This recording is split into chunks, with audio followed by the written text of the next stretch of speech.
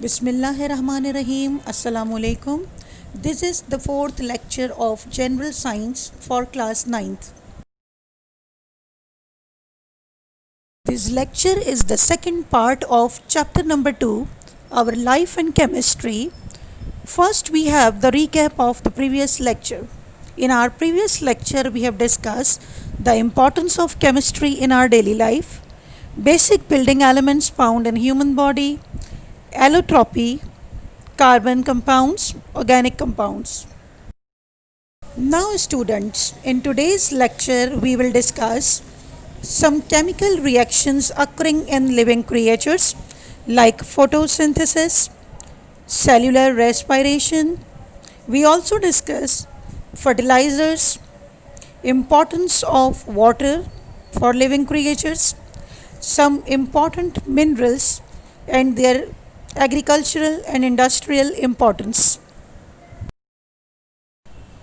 In this unit, we have basically discussed the role of chemical substances, material in our daily life, and the composition of some and the percentage of some substances, chemical elements in the human body. Right now, we will discuss some metabolic activities which occur in living creatures and which involve the chemical changes inside. In this concern, first we are taking the example of a metabolic activity which is performed in plant's body, photosynthesis. The process which occur in green plants for the manufacturing food, and this manufacturing occur in the presence of sunlight, chlorophyll with the help of carbon dioxide and water. What actually happens in the photosynthesis? First of all, the important thing is the process occurs only in green plants. Why the plants are green in color? Because they have in their cellular structure, they contain a pigment which is called a green coloring pigment, chlorophyll, which is present in the chloroplast of their cell. This chlorophyll not only imparts green color to the plant but also enables plant to manufacture its own food. Photosynthesis का process green plants में होता है और green portion plants के leaves और उनका stem और दीगर पार्ट जो मुख्तलिफ प्लांट्स में होते हैं, इन एरिया पर इन प्लांट्स की बॉडीज़ में क्लोरोफिलस पिगमेंट उनके क्लोरोप्लास्ट सेल के पार्ट में मौजूद होता है. क्लोरोप्लास्ट में मौजूद जो क्लोरोफिल है वो सन एनर्जी को कैप्चर करता है और कैप्चर करने के बाद इस रेडिएंट एनर्जी को केमिकल एनर्जी में कन्वर्ट करता है. इस कन्वर्जन की मदद से जो इस प्रोसेस के इनिशियल इंग्रेडिएंट्स हैं जो नेसेसरी हैं, कार्बन डाइऑक्साइड और वाटर, उन्हें इस सनलाइट को, रेडिएंट एनर्जी को केमिकल एनर्जी में कन्वर्ट करना by taking inorganic substance carbon dioxide and water as initial ingredients and conversion of these substances into organic compound which is called C6H12O6 glucose or which is called as starch. इस starch का जो conversion है, ये पूरा metabolic process एक ऐसी activity है जिसमें आप लाइट एनर्जी का कन्वर्जन केमिकल एनर्जी में देखते हैं और ये पॉसिबल होता है.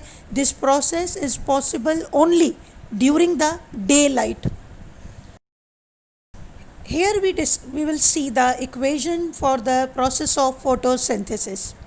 6 molecules of carbon dioxide. ये कार्बन डाइऑक्साइड प्लांट्स कहाँ से रिसीव करते हैं? This carbon dioxide is present in the air. 0.03% carbon dioxide जो एयर के अंदर मौजूद है और जिसका लेवल मेंटेन होता है when all the living creatures including plant, when they exhale out the air, this carbon dioxide is added into the atmosphere and by the burning of different fossil fuel, carbon dioxide is added and it is removed by the activity which is called the photosynthesis. इसका addition और removal nature के अंदर continue रहता है, इसीलिए ये एक cyclic process है, इसीलिए इसे कार्बन साइकिल भी कहा जाता है. तो कार्बन डाइऑक्साइड का एडिशन और रिमूवल नेचर में कंटिन्यू रहता है. Addition by means of burning substances, by means of exhalation by the living organism. 0.03% maintenance होती है कार्बन डाइऑक्साइड की. प्लांट्स एयर से ये कार्बन डाइऑक्साइड लेते हैं वाटर मॉलिक्यूल के 6 मॉलिक्यूल्स हैं, 6H2O। ये इनिशियल इंग्रेडिएंट्स हैं। वाटर प्लांट की बॉडी ज़मीन से, सॉइल से एब्जॉर्ब करते हैं थ्रू देयर जाइलम सेल्स और जाइलम टिश्यूज़। जब प्लांट इन दोनों इंग्रेडिएंट्स को इस्तेमाल करते हैं और प्लस उनकी बॉडी के अंदर मौजूद एक बहुत इम्पॉर्टेंट कंपोनेंट क्लोरोफिल, मैंने आपसे कहा कि जैसे क्लोरोप्लास्ट जो इनके प्लांट्स के अंदर एक ग्रीन कलरिंग जो है ग्रीन सेल का एक स्ट्रक्चर है क्लोरोप्लास्ट, जो कि ग्रीन कलरिंग पिगमेंट रखता है, क्लोरोफिल। इस क्लोरोफिल की मदद से, क्योंकि इसका काम है सन एनर्जी को कैप्चर करना और फिर उसे कन्वर्ट करना with the help of these two initial ingredients into glucose molecule. The formula for glucose is C6H12O6। ना सिर्फ ये, इस प्रोसेस में प्लांट्स अपना फूड तैयार करते हैं as a glucose, as a starch which is stored in their body, they are releasing oxygen 6 molecule as well. ये वो ऑक्सीजन है जो कि तमाम लिविंग क्रिएचर्स के ज़िंदा रहने के लिए बेसिक रिक्वायरमेंट है। All the living creatures living on the planet earth, they need this oxygen for their survival. इसका मतलब ये हुआ कि फोटोसिंथेसिस सिर्फ और सिर्फ प्लांट्स के लिए, उनके ग्रो करने के लिए, उनकी फूड मैन्युफैक्चरिंग प्रोसेस ही नहीं, ये एक नेचर फ्रेंडली टास्क है जो प्लांट परफॉर्म करते हैं। क्योंकि इस प्रोसेस के ज़रिए ना सिर्फ ये कि वो इन्वायरमेंट से, एटमॉस्फेयर से कार्बन डाइऑक्साइड को रिमूव करते हैं, बल्कि वो इन एडिशन आप ये कह सकते हैं कि उसके जवाब में वो नेचर को ऑक्सीजन सप्लाई करते हैं। और ये ऑक्सीजन तमाम लिविंग क्रिएचर्स के लिए एक बहुत इम्पॉर्टेंट कंपोनेंट है। सिमिलरली, ये जो ग्लूकोज स्टार्च प्लांट्स अपनी बॉडी से, अपनी बॉडी में तैयार करते हैं, ये ना सिर्फ ये कि वो अपने फूड के तौर पर इस्तेमाल करते हैं, बल्कि अपनी बॉडी के कुछ पार्ट्स, अपनी बॉडी के पार्ट्स में इसको स्टोर करते हैं।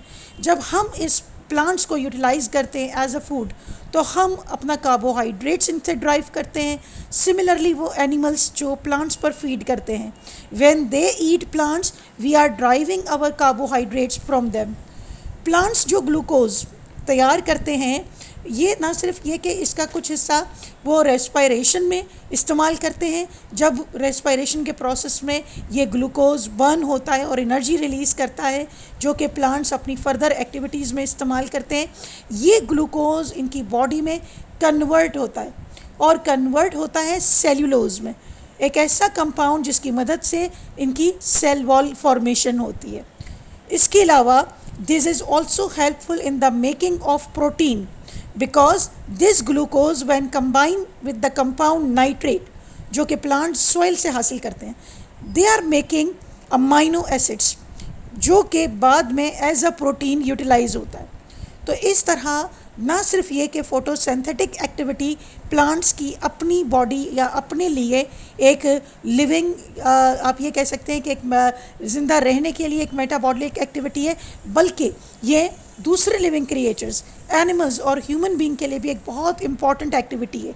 ना सिर्फ ये कि इसकी मदद से they are getting the fresh oxygen, they are receiving the oxygen from them, they also utilize plants and they are getting their carbohydrates, their protein and fats by eating them.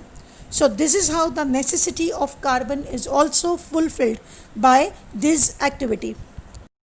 यहाँ एक और इम्पॉर्टेंट चीज़ add करनी है और वो ये कि आप इस रिएक्शन में देखें कि कार्बन डाइऑक्साइड और वाटर के इस्तेमाल के साथ साथ सन एनर्जी भी यूज़ हो रही है। तो नेचर वाइज फोटोसिंथेसिस एक एंडोथर्मिक प्रोसेस है। एंडोथर्मिक प्रोसेस का मतलब ये होता है कि एनर्जी सप्लाई की जाए। The reaction occur by the absorption of heat.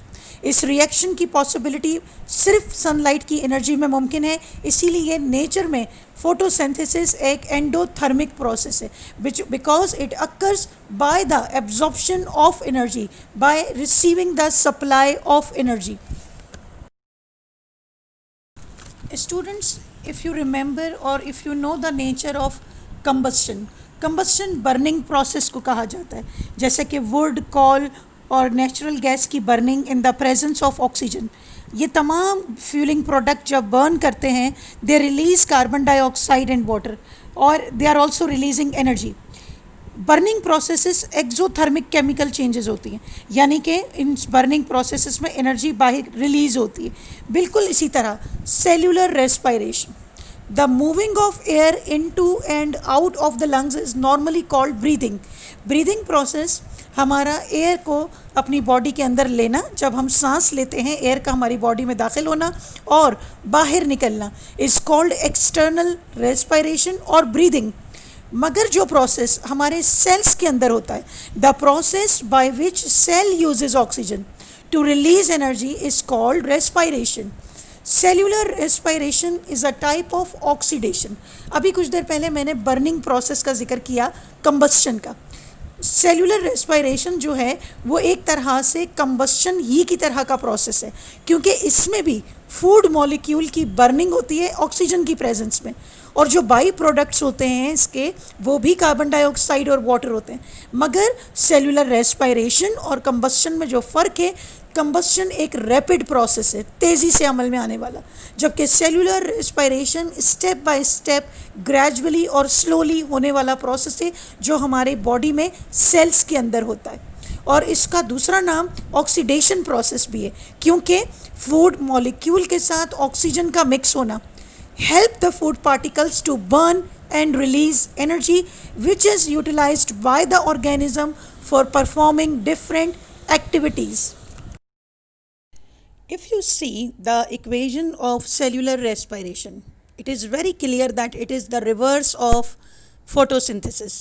Cellular respiration में आप इसकी equation से देख सकते हैं, 1 molecule of glucose when combines with the 6 molecule of oxygen, when it burns it releases 6 molecules of carbon dioxide and 6 molecule of water along with the release of energy. ये mechanism, ये process क्योंकि living cells में होता है, तमाम living creatures के, plants, animals, human being, in their cell a special organelle present which is called mitochondria. Mitochondria एक double membrane bounded structure होता है, जिसे सेल का पावर हाउस भी कहा जाता है, क्योंकि ये सेल के लिए एनर्जी जनरेट करता है। ये मैकेनिज़्म माइटोकॉन्ड्रिया के अंदर होता है, प्लांट्स में, एनिमल्स में, ह्यूमन बीइंग में। And after this the cell drives energy and releases carbon dioxide and water into the air. इस मैकेनिज़्म में एक और इम्पॉर्टेंट चीज़ ये है कि जब हम सांस लेते हैं और ऑक्सीजन अपनी बॉडी के अंदर लेते हैं, this air when enters into our body via nostril, it passes through the trachea, which is called the windpipe. And after the trachea, there are, as we know that we have a pair of lungs, there are pair of bronchial tubes inside. जो ये bronchial tubes होती हैं, ये दोनों lungs के अंदर जो है further ब्रांच ऑफ होती हैं, स्मॉलर री स्मॉलर, छोटी से छोटी ब्रांचेस के अंदर जो है ये डिवाइड होती चली जाती हैं, यहाँ तक कि ये पहुँचती हैं स्मॉल एयर सेक अपर्चर्स की तरफ, जिन्हें एल्वुलाई कहा जाता है। ये टाइनी एयर सेक जो हैं, ये बेसिकली एक इम्पॉर्टेंट साइट हैं ऑक्सीजन और कार्बन डाइऑक्साइड के एक्सचेंज की बॉडी के अंदर। इस मैकेनिज़्म में जो एक और इम्पॉर्टेंट चीज़ ये है कि जब हम ऑक्सीजन इनहेल करते हैं तो ये हमारे ब्लड में शामिल होती है, और ब्लड के अंदर रेड ब्लड सेल्स के पास एक पिगमेंट होता है, हीमोग्लोबिन, जिसे ऑक्सीजन रिसेप्टर कहा जाता है। इस पिगमेंट का काम ये है कि ऑक्सीजन को लंग्स से लेकर तमाम बॉडी को सप्लाई करना और रिटर्न में कार्बन डाइऑक्साइड बॉडी से लेकर लंग्स तक ले जाना, जो हम एक्सेल आउट कर देते हैं। इसी तरह alveoli are an important part of respiratory system whose function is to exchange oxygen and carbon dioxide molecule to and from the blood stream. These tiny balloon shaped air sacs sits at the end of the respiratory tree and are arranged in cluster throughout the lungs. अगर हम living organisms यानी plants में होने वाले process photosynthesis को, cellular respiration को compare करें, तो फोटोसिंथेसिस ऐसा प्रोसेस है जिसमें एनर्जी एब्जॉर्प्शन की ज़रूरत होती है, विदाउट एनर्जी पॉसिबल नहीं होता, जबकि रेस्पिरेशन, सेल्यूलर रेस्पिरेशन सेल्स में होने वाला वो मैकेनिज़्म है जिसमें एनर्जी रिलीज़ होती है। ये दोनों बहुत नेसेसरी मेटाबॉलिक एक्टिविटीज़ हैं जो लिविंग ऑर्गेनिज्म में होती हैं। फ़र्क ये है कि फ़ोटोसिंथेसिस सिर्फ प्लांट्स में होता है और वो प्लांट्स जो कि ग्रीन कलर के होते हैं, जबकि सेलुलर रेस्पिरेशन तमाम लिविंग क्रिएचर्स में होता है इंक्लूडिंग प्लांट। जब अपना फूड प्रिपेयर करते हैं, ये फूड ऑक्सीजन की प्रेजेंस में सेल के एक स्पेशल ऑर्गेनल माइटोकॉन्ड्रिया के अंदर जो है बर्निंग प्रोसेस से गुजरता है और रिलीज़ होती है इसमें lot of heat and energy जो कि ऑर्गेनिज्म की डिफरेंट बॉडी एक्टिविटीज़ के लिए यूटिलाइज होती हैं, और as a by product carbon dioxide और वाटर रिलीज़ होता है। लिविंग ऑर्गेनिजम्स में, एनिमल्स में ये कार्बन डाइऑक्साइड और वाटर वाया ब्रीदिंग एयर के अंदर वापस एक्सपेल्ड आउट हो जाता है, जबकि प्लांट्स के अंदर ये स्पेशलाइज टास्क परफॉर्म करने के लिए स्टोमेटा प्रेजेंट होते हैं उनके लीव्स पर, जो कि ये गैसवस एक्सचेंज का काम जो हमारी बॉडी में लंग्स परफॉर्म करते हैं उनकी बॉडी में स्टोमेटा परफॉर्म करते हैं। तो इस तरह ये दो केमिकल रिएक्शंस जो बेसिक केमिकल आप ये कह सकते हैं कि ये एक्टिविटीज़ हैं जो ऑर्गेनिजम्स के अंदर होती हैं। और एक और इम्पॉर्टेंट चीज़, रेस्पिरेशन जो है लिविंग ऑर्गेनिजम्स में अगर हम बात करें तो विदाउट डाइजेशन और सर्कुलेटरी सिस्टम के ताउन के बगैर इसका काम मुमकिन नहीं होता, क्योंकि जब तक हम डाइजेशन प्रोसेस के थ्रू फूड हासिल नहीं करेंगे और इस फूड का हमारे ब्लड में शामिल होना, क्योंकि ब्लड जो है एक मीडियम ऑफ ट्रांसपोर्ट है न्यूट्रिएंट्स के लिए, इन दोनों सिस्टम्स के ताउन से सेलुलर रेस्पिरेशन अपना काम मुकम्मल करता है। स्टूडेंट्स, जैसा कि हम केमिस्ट्री का रोल अपनी डेली लाइफ में ऑब्ज़र्व कर रहे हैं, हम उन तमाम कंपाउंड्स को और सब्सटेंसेस को भी ऑब्ज़र्व कर रहे हैं जो हमारे लिए बहुत इम्पॉर्टेंट हैं और तमाम लिविंग क्रिएचर्स के लिए डायरेक्टली और इनडायरेक्टली उनका बहुत इन्फ्लुएंस है। वो तमाम सब्सटेंसेस, क्योंकि हम उनके लिए वर्ड सब्सटेंस यूज़ कर रहे हैं, इसका मतलब यह है कि chemistry is involve, matter is involve in the form of solid, liquid और गैस। किसी भी शक्ल के अंदर मैटर का जो है इस्तेमाल या मैटर की मौजूदगी हमारी लाइफ पर कैसे इन्फ्लुएंस करती है, ये हम देख रहे हैं। अब हम जिस कंपाउंड की बात कर रहे हैं, this is fertiliser. Fertiliser are any material, they may be of natural or synthetic origin. It is supplied to the soil or to the plant tissues to fulfill one or more plant nutrients essential for their growth. Harvesting of crop क्या होती है? फसलों की कटाई।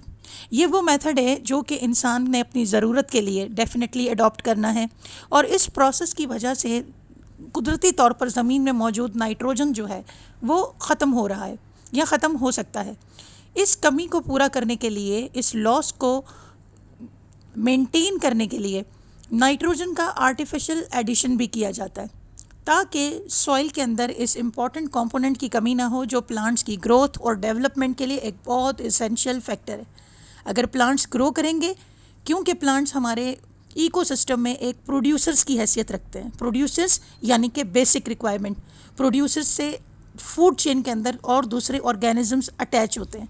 इनके ऊपर herbivores feed करते हैं, हम प्लांट्स को यूटिलाइज़ करते हैं, हम हर्बीवोर्स एनिमल्स को यूटिलाइज़ करते हैं, तो इस तरह एक फूड चेन मेंटेन होता है। प्लांट्स इकोसिस्टम का एक मेजर और इम्पॉर्टेंट नेसेसरी प्राइमरी कंपोनेंट है, और इनकी ग्रोथ और डेवलपमेंट के लिए फर्टिलाइज़र्स बहुत इम्पॉर्टेंट हैसियत रखता है। ये प्लांट्स को बेटर प्रोडक्शन हमें देता है, इनको एक राइट अमाउंट में बैलेंस न्यूट्रिएंट्स प्रोवाइड करता है जो इनकी ग्रोथ के लिए, डेवलपमेंट के लिए ज़रूरी होता है, और ये उसका फर्टिलिटी फैक्टर रेज करता है। तो इसी वजह से फर्टिलाइज़र्स जो है वो दोनों तरीक़ों से, नेचुरल तरीक़ों से और सिंथेटिक या आर्टिफिशियल तरीक़ों से ज़मीन में ऐड होते हैं, और ये हमें बेहतर प्रोडक्शन देते हैं।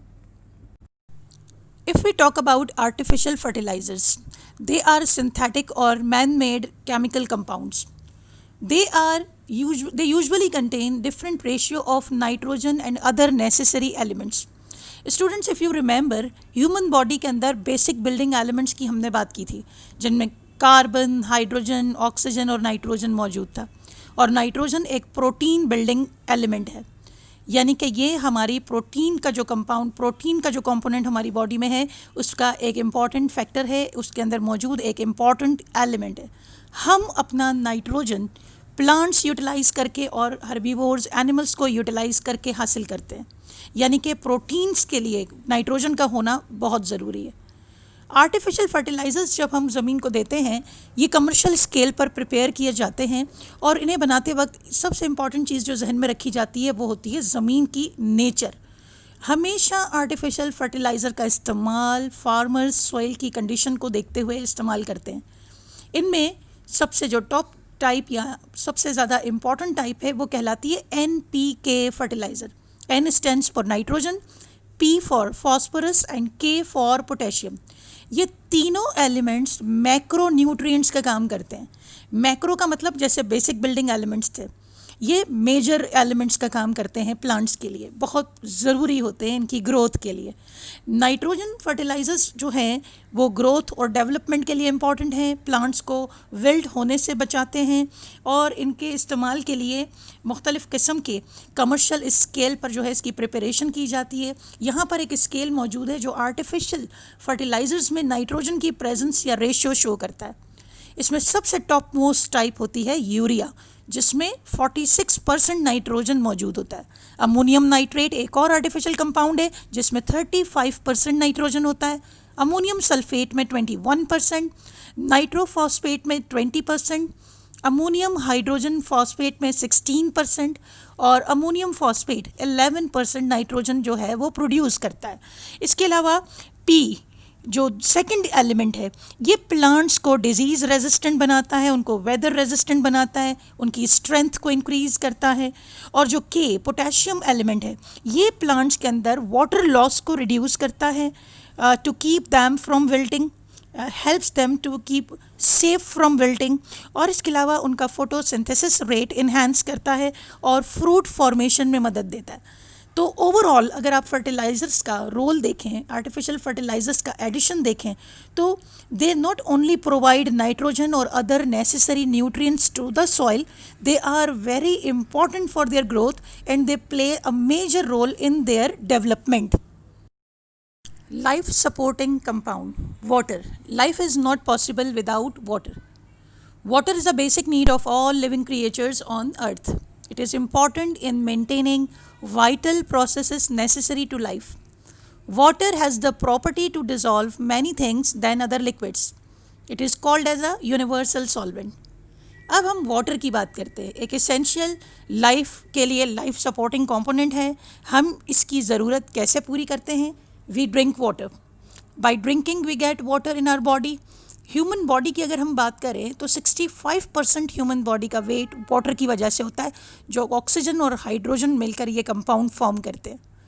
65% वेट जो हमने ह्यूमन बॉडी की बात की है, ये पानी हमारी बॉडी में हम ड्रिंकिंग पर्पस से हासिल कर लेते हैं। पानी पीकर हम इसकी कमी को पूरा करते हैं या इसकी मिकदार को जो है मेंटेन करते हैं। और जितना भी फूड स्टफ हम यूटिलाइज करते हैं, all contain water because we know that living creatures are made up of cell. In their cell water is the basic component. Cell के अंदर साइटोप्लाज्म जो जेली लाइक सब्सटेंस है उसकी ओरिजिन क्या है? वो पानी है। 85% वो वाटर के से बना हुआ है। तो इस तरह जो भी फूड स्टफ हम यूटिलाइज करते हैं वो हमारी पानी की कमी को पूरा करता है या हमारी बॉडी में वाटर का लेवल मेंटेन करता है। बॉडी के अंदर, ह्यूमन बॉडी के अंदर होने वाले vital processes started from digestion, जो कि फूड की ब्रेकनिंग, कॉम्प्लेक्स कंपाउंड से सिंपल में जो कन्वर्जन होता है, उसके लिए बॉडी के अंदर एक पाथवे, एक रूट, एक पैसेज प्रोवाइड करता है वाटर। इसके अलावा न्यूट्रिएंट्स का transport via transport system, circulatory system, जिस तरह हमारा ब्लड एक मीडियम है न्यूट्रिएंट्स ट्रांसपोर्ट का, उसके अंदर वाटर मौजूद है। तो जितने भी हमारी बॉडी के वाइटल नेसेसरी प्रोसेसेस हैं वो पानी के बगैर नामुमकिन है। तो ये हमारी बॉडी की एक बेसिक रिक्वायरमेंट है, लिविंग क्रिएचर्स के लिए एक बेसिक रिक्वायरमेंट है। इंडस्ट्रियल पॉइंट ऑफ व्यू से अगर हम देखें तो वाटर अपने अंदर बहुत सारे सब्सटेंसेस को as compare to other liquid dissolve कर सकता है। फॉर एग्जांपल अगर एक सॉल्यूशन हम बनाते हैं तो उसमें एक सॉल्यूट, एक सॉलिड चीज़ होती है सॉल्यूट की फॉर्म में और एक लिक्विड की फॉर्म में सॉल्वेंट होता है। वाटर को यूनिवर्सल सॉल्वेंट इसीलिए कहा जाता है कि ये और दूसरे मैक्सिमम सब्सटेंसेस को दूसरे लिक्विड्स के कंपैरिजन में अपने अंदर डिज़ोल्व कर सकता है। तो इंडस्ट्रियल एप्लीकेशन के लिए भी ये एक इम्पॉर्टेंट प्राइमरी इंग्रेडिएंट की हैसियत रखता है। वाटर की जनरल या फिजिकल प्रॉपर्टीज़ की हम बात करें तो it is a colourless, odourless and tasteless liquid. it boils at 100 degrees Celsius and it freezes at 0 degrees Celsius. इसके अलावा अगर हम वाटर की बात करें तो हमें बहुत सारे इम्पॉर्टेंट मिनरल्स भी वाटर से हासिल होते हैं. अगर हम मुख्तलिफ़ रिसोर्स से पानी को हासिल करते हैं, like rainfall water collected in different reservoirs like the lakes, rivers and all that, well water, ये तमाम के तमाम हमारी पानी की रिसोर्स हैं, हमारी पानी की वो मीडियम्स हैं जिनके थ्रू हम वाटर हासिल करते हैं. अगर आप सी वाटर की बात करें apart from river and lakes, तो सी वाटर हमें एक बड़ी मिकदार में सोडियम क्लोराइड का कंपाउंड जो है वो देता है.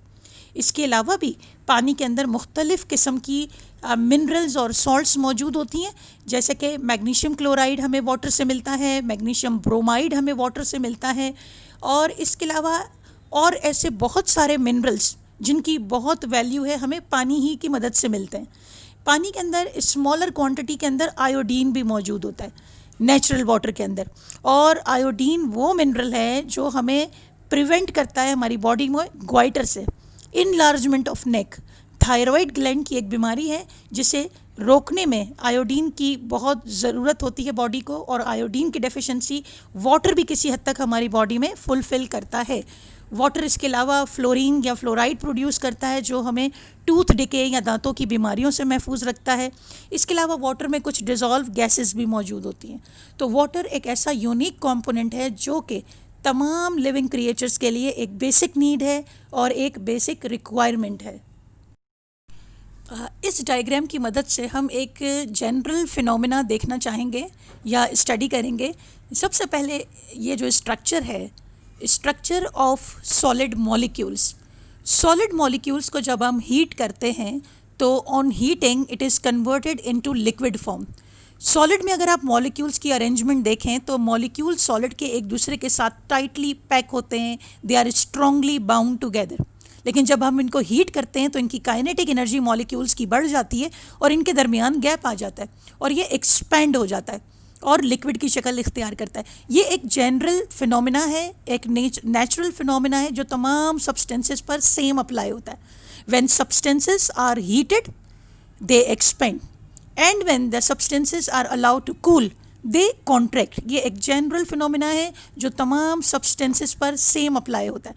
वाटर की हम बात करें तो वहाँ पर भी हम इसे देखते हैं कि जब हम उसको हीट करना शुरू करते हैं तो क्या होता है कि उसके मॉलिक्यूल्स की काइनेटिक एनर्जी बढ़ जाती है और ये एक्सपेंड होकर लिक्विड के अंदर कन्वर्ट होता है.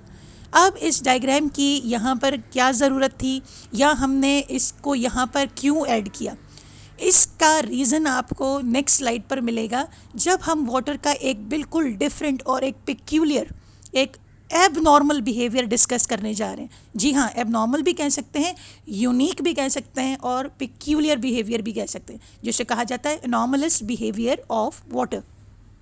As we have seen in the previous slide, any substance when it is allowed to heat it become expand and when it cools it contracts. यानी गर्म होने पर चीज़ों का फैलना और ठंडे होने पर सिकुड़ना एक फिनोमेना है. लेकिन वाटर के अंदर एक यूनिक सा कैरेक्टरिस्टिक है जो कि बहुत ही इम्पॉर्टेंट और लाइफ सपोर्टिंग भी है. किस तरह से वो हम देखते हैं. इसे कहा जाता है एनॉमलस बिहेवियर या anomalous expansion of water. Water इस यूनिक कैरेक्टरिस्टिक को जो अडॉप्ट करता है या पोजेस करता है, ये एक बहुत ही ज़्यादा सपोर्टिव किस्म का कैरेक्टरिस्टिक है. आपने अक्सर देखा होगा या कभी आपके जहन में ये सवाल ज़रूर पैदा हुआ होगा कि किस तरह से मैरीन लाइफ या एक्वेटिक लाइफ कोल्डेस्ट रीजन के अंदर इजीली सरवाइव करती हैं पानी के अंदर. अगर वाटर जो है वो ठंडा होने पर सिकुड़ता है तो इसका मतलब तो ये हुआ कि जितना भी मैरीन लाइफ है, जितना भी वाटर रेजरवॉयर्स हैं, वो जिन जगहों पर, जिन रीजन्स के ऊपर टेम्परेचर 0 डिग्री से गिर जाता है, 0 डिग्री से गिरता है, वहाँ पर मुकम्मल तौर पर ये वाटर बॉडीज़ फ्रीज़ हो जानी चाहिए. और इस फ्रीजिंग के रिज़ल्ट में जितनी भी एक्वेटिक लाइफ है वो मुकम्मल तौर पर तबाह या ख़त्म हो जानी चाहिए. मगर ऐसा नहीं है. कुदरत ने उन लिविंग क्रिएचर्स के रहने का भी इंतज़ाम किया हुआ है. Snow covered lakes, snow covered region के अंदर भी एक्वेटिक लाइफ सरवाइव करती है और इसी को एनॉमलस बिहेवियर या एनॉमलस एक्सपेंशन कहा जाता है. अब हम चेक करते हैं कि ये एनॉमलस एक्सपेंशन होता क्या है. It is an abnormal property or unique property of water. It expands instead of contracting when the temperature goes from 4 to 0 degrees. It expands का मतलब क्या है? देखें, तमाम सब्सटेंसेस जब वो हीट करते हैं तो एक्सपेंड होते हैं और कूलिंग पर उन्हें कॉन्ट्रैक्ट होना होता है, लेकिन एक ख़ास टेम्परेचर है which is called 4 degree Celsius. इस टेम्परेचर पर पहुंचने के बाद वाटर एक यूनिक बिहेवियर शो करता है. यानी अब अगर 4 डिग्री से लेस वाटर का टेम्परेचर होगा तो बजाय कॉन्ट्रैक्ट होने के जो उसको नॉर्मली होना चाहिए वो एक एबनॉर्मेलिटी शो करता है. जब उसका टेम्परेचर 4 से बिलो होने लगता है और 0 डिग्रीज तक पहुंचता है, यानी 4 से लेकर 0 के दरमियान वाटर दोबारा से एक्सपेंड होना शुरू होता है. और जब चीज़ें एक्सपेंड होती हैं तो उनका वज़न हल्का हो जाता है, उनकी डेंसिटी कम हो जाती है. डेंसिटी कम होने की वजह से चीज़ें फ्लोट करती हैं बजाय सिंक करने के. इसी वजह से अगर हम बात करें ऐसे कोल्डेस्ट रीजन्स की जहाँ पर टेम्परेचर जो है 0 डिग्रीज तक जाता है या 0 से लेस हो जाता है, उन जगहों की अगर हम बात करें तो सबसे पहले फॉर एग्जांपल अगर सराउंडिंग का टेम्परेचर 4 डिग्री है तो वाटर बॉडीज़ भी अपना टेम्परेचर 4 डिग्रीज मेंटेन करती हैं फ्रॉम टॉप टू बॉटम. लेकिन जैसे जैसे बाहर का टेम्परेचर 4 से लेस होने लगता है, क्योंकि वाटर बॉडीज़ पूरी की पूरी 4 डिग्रीज के ऊपर मेंटेन्ड है, upper most layer of water जो है वो फर्स्ट कांटेक्ट में आती है एटमॉस्फेयर से. तो जब बाहर का टेम्परेचर 4 से लेस होने लगता है तो अपर मोस्ट लेयर पहले ठंडी होती है और वो जब 4 से 0 के दरमियान मेंटेन करती है अपना टेम्परेचर और आइस बन जाती है 0 डिग्री पर, तो बजाय कॉन्ट्रैक्ट होने के उसका एक्सपेंड होना एक फेवरेबल पॉइंट है, एक फेवरेबल फैक्टर है. जब 0 डिग्रीज के ऊपर फैलने की प्रॉपर्टी वाटर अडॉप्ट करता है तो उस सूरत में आइस जो है एक इंसुलेटेड कवर फॉर्म कर देती है वाटर बॉडीज़ के ऊपर, और ये इंसुलेटेड कवर जो है डेंसिटी में कम होता है, लेस डेंस होता है, इसीलिए ये सरफेस पर ही फ्लोट करता है. Remaining water body same temperature पर रहती है, जिसकी वजह से जो लिविंग क्रिएचर्स, जो मैरीन लाइफ है, समंदर के अंदर रहने वाली जो ज़िंदगी है, वो ईजीली सर्वाइव करती है और नॉर्मली सर्वाइव करती है. It becomes less dense at 4 degree Celsius. This unique property helps fishes and other aquatic life to survive underneath ice. अगर हम ड्रॉबैक्स देखें एनॉमलस बिहेवियर के, तो आपने कोल्डेस्ट रीजन्स की हम अगर बात करें, वो रीजन्स जहाँ पर टेम्परेचर 0 डिग्री से नीचे जाता है वहाँ पर अमूमन वो जो वाटर सप्लाई पाइपलाइंस होती हैं वो बर्स्ट हो जाती हैं विंटर सीजन में. उसका रीज़न यही होता है कि जब 0 डिग्रीज के ऊपर आइस फॉर्मेशन होती है तो उन जगहों के ऊपर क्योंकि वाटर की एक यूनिक प्रॉपर्टी आ जाती है उसका 4 डिग्री के बाद दोबारा से एक्सपेंड होना, इस रीज़न की वजह से उन पाइपलाइंस के अंदर जब वाटर एक्सपेंड करता है तो वो क्या करता है, उन लाइंस को बर्स्ट कर देता है. तो ये एक इसका ड्रॉबैक है. इसके अलावा अगर आप प्लांट्स की बात करें तो प्लांट्स भी, उनके लिए वाटर तमाम लिविंग क्रिएचर्स के लिए एक इम्पॉर्टेंट नेसेसिटी है. जाइलम टिश्यूज़ या सेल्स जो कि रूट्स के अंदर मौजूद होते हैं, ये कंडक्टिंग वेसल्स होते हैं और प्लांट की बॉडी में अपवर्ड जो है वाटर सप्लाई करते हैं. इस तरह के एक्सट्रीम कोल्ड रीजन्स के अंदर जब ये वाटर सप्लाई करते हैं तो due to the unique behaviour और due to the expansion at 4 degree, बजाय इसके कि वाटर सुकड़े वो फैल जाता है. उस फैलने की प्रॉपर्टी की वजह से वो इन जाइलम ट्यूब्स और सेल्स को भी डैमेज कर देता है और इस डैमेज की वजह से जो है प्लांट्स ख़त्म हो जाते हैं या डाई कर जाते हैं. तो ये एक ऐसा ड्रॉबैक है जिसकी वजह से प्लांट्स जो हैं इस तरह के एक्सट्रीम कोल्ड रीजन्स के अंदर नॉर्मली सर्वाइव नहीं कर पाते. Our country Pakistan is basically an agricultural region and has also gained important place in industrialized countries. So let's see the importance of some minerals in agricultural and industrial development. Elements play an important role in industrial development and economical growth of the country. Mineral resources are among the most important natural resources that dictate the agricultural and industrial development of a country. They provide raw material to the primary, secondary and tertiary sectors of the economy. Important minerals में सबसे पहले हम देखते हैं calcium को. It occurs abundantly and widely distributed as calcium carbonate. Calcium का एक बहुत इम्पॉर्टेंट कंपाउंड है कैल्शियम कार्बोनेट, जिसका फॉर्मूला है CaCO3। कैल्शियम कार्बोनेट दुनिया में एग्जिस्ट होने वाला कैल्शियम का बहुत इम्पॉर्टेंट कंपाउंड है, जो कि नॉर्मली चौक की शक्ल में, लाइमस्टोन, मार्बल्स की फॉर्म में अवेलेबल होता है और इसे इस्तेमाल किया जाता है सेंट से। और आयरन को अगर हम हासिल करते हैं तो उसके अंदर से मुख्तलिफ़ कंटामिनेशंस को रिमूव करने के लिए यूज़ करते हैं। कैल्शियम कार्बोनेट का कंपाउंड इस्तेमाल किया जाता है टूथपेस्ट और टूथ पाउडर बनाने के लिए। एक और कंपाउंड कैल्शियम का बहुत इंपॉर्टेंट है कैल्शियम सल्फेट, और ये मिनरल एज अ जिप्सम जो है नेचर में एग्जिस्ट करता है। सिमिलरली कैल्शियम सुपर फॉस्फेट भी कैल्शियम का एक और बहुत इंपॉर्टेंट कंपाउंड है, जिसकी एग्रीकल्चरल इंपॉर्टेंस बहुत ज़्यादा है और एज अ फर्टिलाइज़र इसे हम इस्तेमाल करते हैं। कैल्शियम को इसके अलावा सीमेंट, ग्लास और एनेमल बनाने वाली इंडस्ट्रीज़ में भी इस्तेमाल किया जाता है। कैल्शियम के बाद अब हम बात करेंगे मैग्नीशियम की। Magnesium is the 8th most abundant element in the universe and 3rd most abundant element in the sea water. Sea water में इसकी कॉन्सेंट्रेशन है 0.13%। इसके अलावा ये बहुत लाइट वेट होता है और इसी वजह से कार सीट्स के जो कवर्स होते हैं, लैपटॉप होता है, कैमरा और जितने भी हमारे इलेक्ट्रॉनिकल इक्विपमेंट्स होते हैं उनमें इसे इस्तेमाल किया जाता है। और इन तमाम इक्विपमेंट्स में, चीज़ों में इसे इस्तेमाल करने का रीज़न ये है कि मैग्नीशियम एलॉय को एल्युमिनियम का बेहतरीन ऑल्टरनेट करार दिया जाता है और ये एल्युमिनियम के कंपैरिजन में 30% लाइटर वेट है। इसी वजह से इन तमाम इलेक्ट्रॉनिकल और इम्पॉर्टेंट इक्विपमेंट्स के अंदर इसको यूज़ करते हैं। इसके अलावा मैग्नीशियम एक बहुत रिएक्टिव एलिमेंट है, एयर के अंदर बड़ी तेज़ी से रिएक्ट करता है। It Burns with the bright light. इसी वजह से आतिशबाजी तैयार करके आतिशबाजी का सामान जो तैयार किया जाता है उसमें भी यूज़ किया जाता है। It is used in fireworks. Magnesium ribbon एक इसकी टाइप है। It is used in the form of fire bricks. Bricks दो तरह की होती हैं। जो नॉर्मल ब्रिक्स होती हैं हमारी, वो तकरीबन 1200 डिग्री तक का टेम्परेचर जो है वो बेयर कर सकती हैं, जबकि ये जो मैग्नीशियम रिबन है, ये जो फायर ब्रिक्स होती हैं, they can withstand the temperature of about 2460 degree Fahrenheit, जो कि एक बड़ी रेंज है टेम्परेचर की। इसी वजह से इसको इस्तेमाल किया जाता है। जो फायर हाउसेस वगैरह होते हैं जहाँ पर टेम्परेचर बहुत ज़्यादा होता है, उन जगहों के ऊपर इसको यूज़ किया जाता है कंस्ट्रक्शन मटीरियल के तौर पर। It is also used in dyeing, tanning and paint industries. Dye करने के लिए जो इंडस्ट्रीज़ हैं, कलर्स के लिए, इसके अलावा पेंट बनाने की जो इंडस्ट्रीज़ हैं और जो जानवरों की स्किन से मुख्तलिफ सामान तैयार किए जाते हैं, उन इंडस्ट्रीज़ के अंदर भी इसको इस्तेमाल किया जाता है। The next mineral element we have sodium. Sodium metal के मुकाबले में, सोडियम सॉल्ट की फॉर्म में, sodium chiefly exist as a sodium chloride और ये इस्तेमाल होता है सिंथेटिक रबर इंडस्ट्री के अंदर एज अ कैटलिस्ट।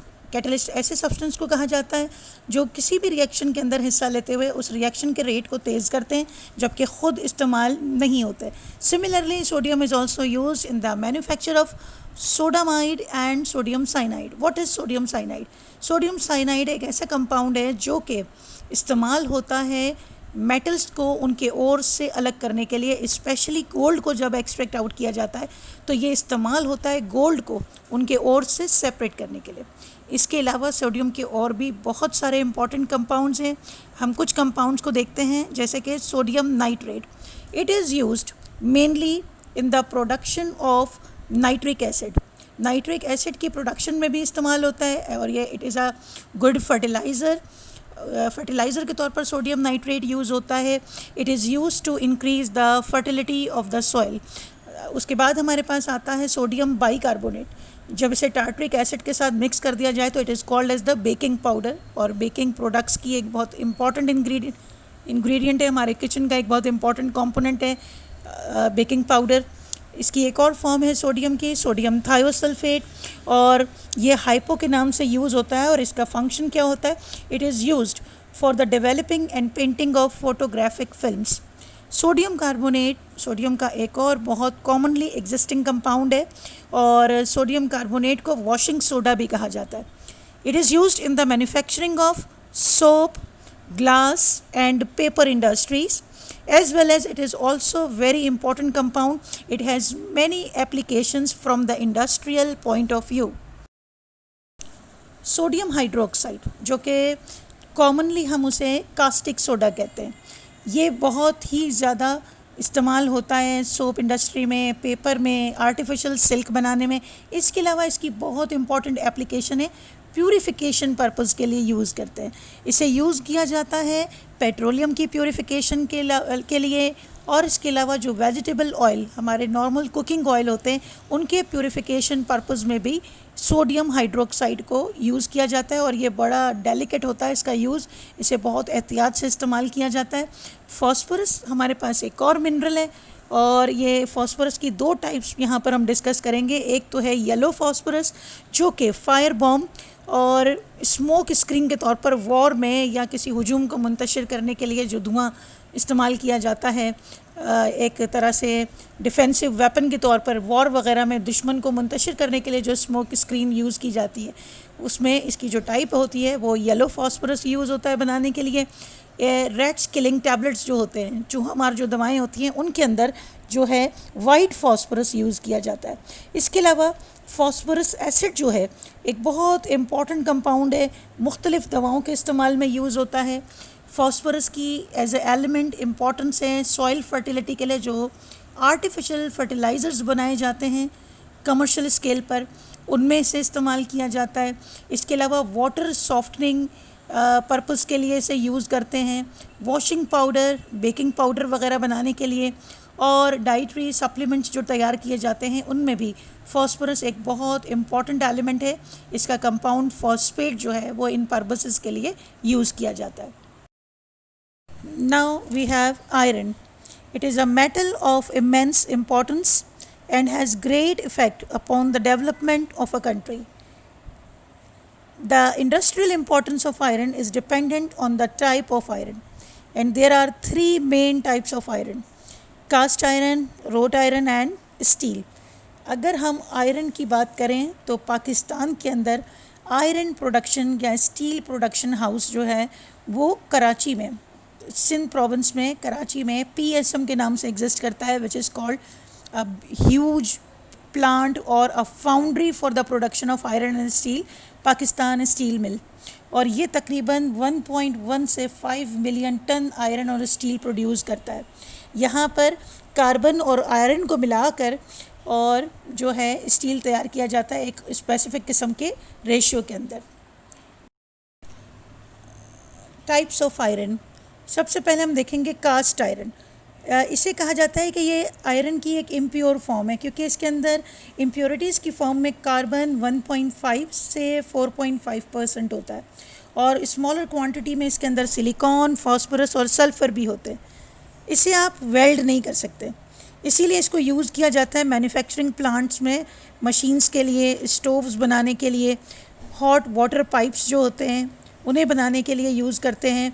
और इसके अलावा ये इस्तेमाल होता है स्टील की मैन्युफैक्चरिंग में भी। इसके बाद हमारे पास आ जाता है रोड आयरन। ये प्योरेस्ट फॉर्म है आयरन की, और इसमें 0.12 से 0.25% कार्बन होता है, और इसको आप मुख्तलिफ़ शीट्स या वायर्स वगैरह बनाने में भी यूज़ करते हैं। ये इस्तेमाल होता है हॉर्स शू बनाने के लिए, और इसके अलावा जो एग्रीकल्चरल प्रोडक्ट्स होते हैं, एग्रीकल्चरल जो इंस्ट्रूमेंट्स होते हैं, उन्हें बनाने में, उनकी तैयारी में भी ये यूज़ होता है। आयरन की सबसे इम्पॉर्टेंट टाइप स्टील, ये जो सब्सटेंस है इसके अंदर 0.5 से 1.4% कार्बन होता है। ये यूज़ होता है स्टेनलेस कटलरी बनाने के लिए, कटिंग टूल्स बनाने के लिए, बोरिंग टूल्स बनाने के लिए, और बहुत सारी मशीन्स के पार्ट्स भी इससे बनते हैं, और परमानेंट मैग्नेट की तैयारी में भी हम स्टील का इस्तेमाल करते हैं। Copper, because of its excellent electrical conductivity, it is used in electrical equipments and wires. Copper is a good conductor of heat and electricity.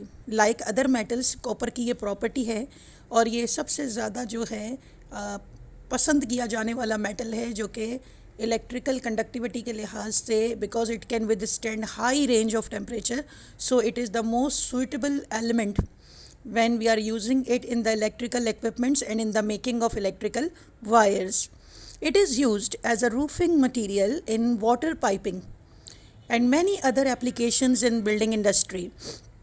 और इसके अलावा भी कॉपर को जो है कॉइन्स वगैरह जो हम यूज़ करते हैं वो भी कॉपर के बने हुए होते हैं, और जितने भी हाउस होल्ड यूटेंसिल्स हैं, किचन वेयर है, वहाँ पर भी कॉपर को इस्तेमाल किया जाता है। एक और प्रॉपर्टी भी इसकी बहुत इम्पॉर्टेंट है कि सॉल्ट वाटर का इसके ऊपर कोई असर नहीं होता। इसी वजह से जो शिप्स वगैरह होती हैं समंदर में, उनके बॉटम को जो है जो लेयर लगाई जाती है या बॉटम का जो मटेरियल है वहाँ पर भी कॉपर की जो है कोटिंग की जाती है। एलॉयज़ कॉपर के जो है वो भी हमारे इस्तेमाल में रहते हैं नॉर्मली। एलॉयज़ का मतलब ये है कि मिक्सचर ऑफ टू और मोर मेटल, दो या दो से ज़्यादा मेटल्स को आपस में मिलाया जाए, या मेटल्स और नॉन मेटल्स को एक स्पेसिफिक रेशियो में मिक्स किया जाए। कॉपर के एलॉयज़ हैं ब्रास, जैसे हम पीतल के नाम से जानते हैं, ब्रॉन्ज, कांसी और जर्मन सिल्वर। मैंने अभी कुछ देर पहले आपसे कहा कि it can withstand the high range of temperature. इसी वजह से इन मटेरियल से जो है हॉट वाटर पाइप्स बनते हैं, केटल्स बनती हैं, बॉयलर्स बनाए जाते हैं, फायर एक्सचेंजर्स बनाए जाते हैं। तो इस तरह से कॉपर का जो इस्तेमाल है वो भी हमारी डेली लाइफ के अंदर जो है बहुत सारी चीज़ों के अंदर हम इसका इस्तेमाल देखते हैं। इसका एक और बहुत इम्पॉर्टेंट कंपाउंड है कॉपर सल्फेट, जिसको जो है डाइंग इंडस्ट्री में, पेंट इंडस्ट्री में और इसके अलावा फंगिसाइड इंडस्ट्री के अंदर इस्तेमाल किया जाता है। इस तरह से स्टूडेंट्स, हमारा second unit our life and chemistry जो है हमने कंप्लीट किया। मुझे ये आई होप कि आप लोगों को कुछ इम्पॉर्टेंट एलिमेंट्स जो हैं उनकी कॉम्पोजिशन, ह्यूमन बॉडी में कुछ केमिकल सब्सटेंसेस और मटेरियल हमारी डेली लाइफ में जो हम इस्तेमाल करते हैं, और केमिकल प्रोसेसेस जो नेचर में होते हैं, उनके बारे में बहुत सी चीज़ें समझ में आ गई होंगी। Now today's lesson review. Today we have discussed photosynthesis and cellular respiration, fertilizers, importance of water, some important minerals and their industrial importance. Home assignment. Now here we have 3 questions. You have to find the answers for these questions from the lecture. Question number 1. What are the major difference between the photosynthesis and respiration? Both are the chemical reactions occurring in nature. What are the major differences between them? Write down in your own words. Define anomalous behavior of water. And question number 3 is, write a note on industrial importance of some minerals. Do this assignment in your science register. If you have any query regarding the lecture, you can discuss in your WhatsApp group. Thank you students. Take care and Allah Hafiz.